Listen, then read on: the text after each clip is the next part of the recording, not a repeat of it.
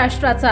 नमस्कार, मी सुद्धा संध्याकाळमध्ये आपल्या सगळ्यांचं स्वागत। सोने आणि चांदीच्या बाजारात गुरुवारचा दिवस अतिशय वाईट ठरला आहे।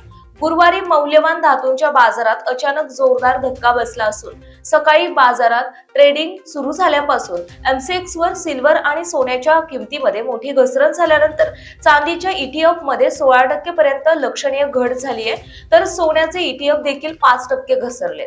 भारतीय कमोडिटी बाजारातील गुंतवणूकदारांसाठी गुरुवारचा दिवस आव्हानात्मक ठरला असून सोने आणि चांदीच्या किमतीतील घसरणीने बाजारातील तज्ञांनाही आश्चर्यचकित केले गेले।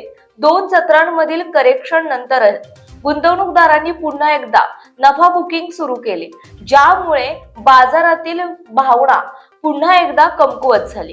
त्याच वेळी आता सर्वांचे लक्ष अमेरिकेतील नोकऱ्यांच्या आकडेवारीवर आणि फेड रिझर्व्हच्या व्याजदरांवर लागू असेल। सोन्या चांदीचा दर पुन्हा घसरणीला।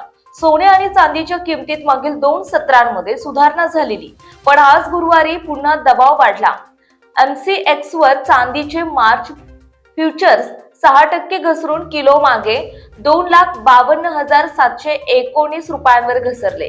याशिवाय एप्रिल सोन्याचा वायदा तर 3% घसरून प्रति 10 ग्रॅम 1,48,455 रुपये झाला।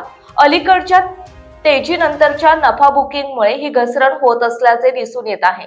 या घसरणीमुळे टाटा, HDFC आणि ICICI यांसारख्या प्रमुख सिल्वर ETF मध्ये 12 ते 14% मोठी घसरण झाली। याशिवाय Edelweiss gold ETF, choice gold ETF, axis MF gold ETF, BSP gold ETF, ICICI Prudential gold ETF, 360 gold ETF, SBI gold ETF यांसारख्या बड्या कंपन्यांचे ETF सुमारे 5% खाली आले।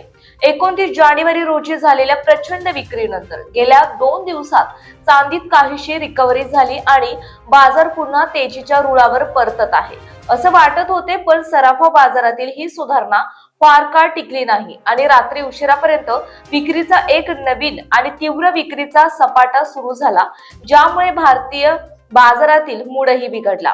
सोने चांदीच्या बाजाराची नेमकी कशाची धास्ती सतत 2 दिवसांच्या तिजोरीनंतर सोने चांदीच्या बाजाराची नेमकी कशाची धास्ती सतत 2 दिवसांच्या तेजीनंतर सोने चांदीच्या बाजारात नफा वसुली होताना आता जागतिक बाजारातील गुंतवणूकदारांचे लक्ष अमेरिकेच्या ADP non farm payroll data आणि सेवा PMI वर लक्ष ठेवून असतील। मात्र मुख्यतः शुक्रवारीच्या US जॉब रिपोर्ट जारी होईल, जो फेड रिझर्व्हच्या व्याजदर कपातीचे संकेत देईल। ताज्या आणि महत्त्वपूर्ण बातम्या पाहण्यासाठी आजच आमच्या संध्या लाईव्ह न्यूज चॅनलला YouTube वर सबस्क्राइब करा आणि बेल आयकॉन प्रेस करा।